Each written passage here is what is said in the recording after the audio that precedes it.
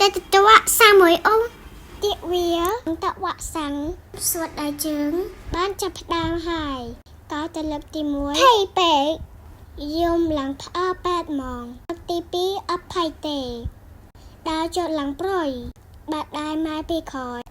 រឿងអីមិនប្រុយបងអូនពូមីងបាននាំអូន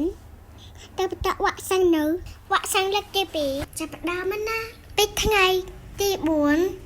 ដល់ថ្ងៃទី14 15ហ្នឹងណាឃើញថ្ងៃហើយបាទគ្រុនសួតដៃជើងជាជំនឿមិនអាចជាបានទេណាប៉ុន្តែអាចបង្កើតបានកំភ្លេចកានាំអូនអាយុក្រោម5ឆ្នាំតែទទួលវ៉ាក់សាំងទាំងអស់គ្នានៅមន្ទីរពេទ្យឬមណ្ឌលសុខភាពទាំងអស់ដែលនៅជាបងអូនណាតែអូនណាយាយចឹងអូនតែបែរក្រៅម្ដង